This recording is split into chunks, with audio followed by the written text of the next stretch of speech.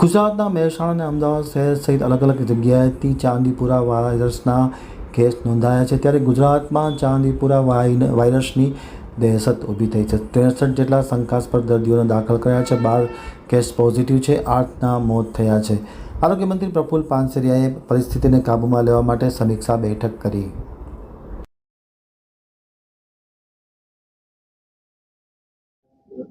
ગુજરાતની અંદર પેશન્ટ દાખલ થયા છે અને ત્યારથી અત્યાર સુધી જેટલા શંકાસ્પદ પેશન્ટ દાખલ થયા છે એમના ઉપર વોચ અને દરેક હોસ્પિટલમાં આની પૂર્ણ જાગૃતતા.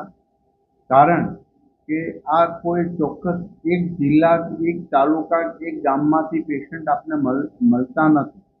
કારણ કે મુખ્ય મહેસાણા, પંચમહાલ, સાબરકાંઠા, ભાવનગર, અમદાવાદ મ્યુનિસિપલ કોર્પોરેશન, ભરૂચ અને ખેડા. તો એ જોઈએ તો ડિસ્ટન્સ બધાનું વધુ છે. બધી જગ્યાએ એક ને 2 કેસ મળ્યા છે. અત્યાર સુધીમાં કુલ 63 શંકાસ્પદ આ દર્દીઓને દાખલ કર્યા હતા પૂરા ગુજરાતમાં, જેમાંથી 12 પોઝિટિવ આવ્યા છે. એમનું સારવાર કરી, જેમાંથી 8નું મૃત્યુ થયું. જેમાંથી 12 પોઝિટિવ કેસ છે, એમાંથી 3 રાજસ્થાનના છે. સૌથી મોટી ઉંમરનું પેશન્ટ હોય તો એ ભરૂચમાં 20 વર્ષના યુવાનનું ચાંદીપુરા વાયરસથી એક જ પેશન્ટ એવું હતું જેની ઉંમર 20 વર્ષ છે. બાકી 10 વર્ષથી અંદરના છે. જ્યાં જ્યાં પેશન્ટ મળે છે ત્યાં આજુબાજુમાં એની હિસ્ટ્રી, આખી ટીમ, કોલેજના અમારી જે ટીમ છે એ પણ ત્યાં ફરી વખત રાઉન્ડ મારે છે, જોવે છે, હિસ્ટ્રી પૂછે છે. એટલે કહેવાનું, એક પેશન્ટ પર એક ટીમ, એક ફોકસ કરીને એની આખી હિસ્ટ્રી કઢાવીએ છીએ. ક્યાં હતા, ક્યાંથી આવ્યા હતા, પ્રવાસ કર્યો હોય એ દરમિયાન જે સ્થળે રોકાણા હોય ત્યાં પણ દવાનો છંટકાવ અને માખી નાશ કરવા માટેના કીટક જંતુનાશક દવાઓનો છંટકાવ સતત શરૂ છે.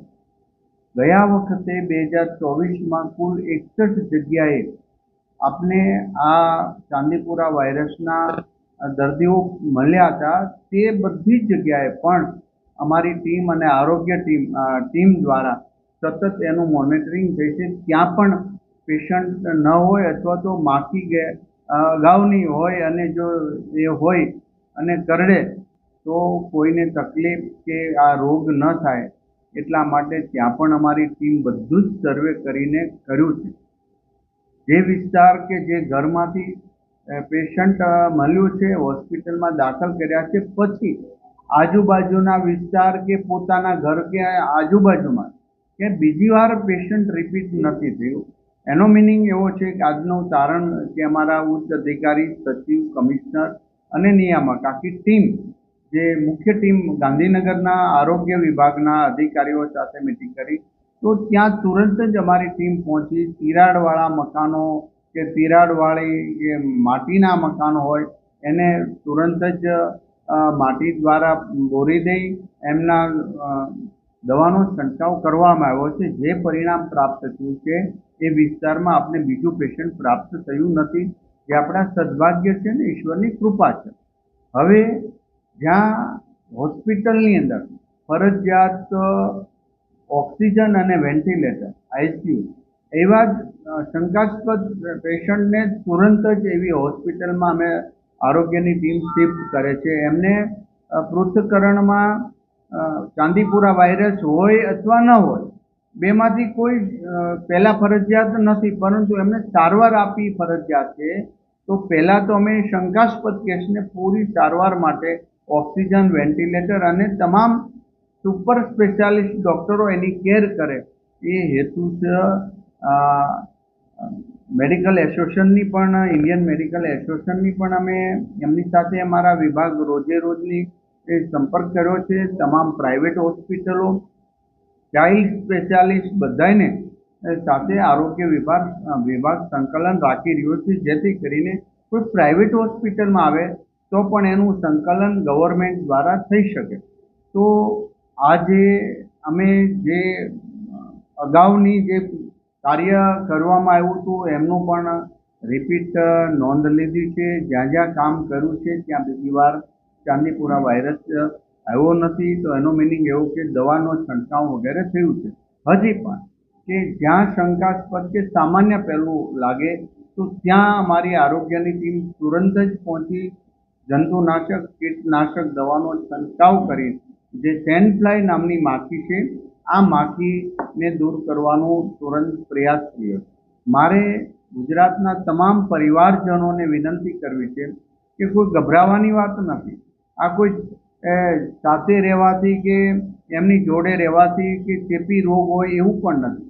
માત્ર માખી કરડે જે સેન્ડફ્લાય નામની માખી આવે અને એ બાળકને કરડી હોય તો એમાં એ વાયરસનું વહન થતું હોય છે ને એમને આ રોગ થતો હોય છે. ખાસ કરીને જેટલા પેશન્ટો આવ્યા છે એનું મુખ્ય એક જ કારણ આવ્યું છે કે એને તાવ આવે છે, ખેંચ થાય છે. કોઈ પેશન્ટને ઉલટી અને ડાયરિયા જેવો પ્રશ્ન આવે છે અને મલ્ટી ઓર્ગન ફેલ્યુઅર થઈ જાય કે બધા જ ઓર્ગન પર એમની અસર થાય છે. એવા પેશન્ટનું ડેથ થયું છે. તો હાલ પરિસ્થિતિમાં કોઈ એક સ્થળ પરથી ખૂબ જ દર્દીઓ મળ્યા હોય કે ત્યાં આખું આમ ફેલાઈ ગયું હોય એવું કોઈ પણ પ્રકારનું અહીંયા જે અઠવાડિયાના અમારા રિપોર્ટમાંથી ક્યાંય જોવા નથી મળ્યું. છતાં આરોગ્યની ટીમને દરેક સિવિલ હોસ્પિટલ, CHC સેન્ટરથી ઉપરની બધી હોસ્પિટલ, મેડિકલ કોલેજોમાં કડકમાં કડક સૂચના આપવામાં આવી છે. કોઈ પણ આવું શંકાસ્પદ બાળક દર્દી આવે તો તુરંત જ એમને પહેલાં તો ચાંદીપુરા છે કે નહીં એ બાદમાં પણ એમને ઘનિષ્ઠ સારવાર થાય એ બહુ જરૂરી છે ને એ કરી રહ્યા છે. એના હિસાબે 2 પોઝિટિવ બાળકોને રજા હોસ્પિટલમાં આપી દેવામાં આવી છે.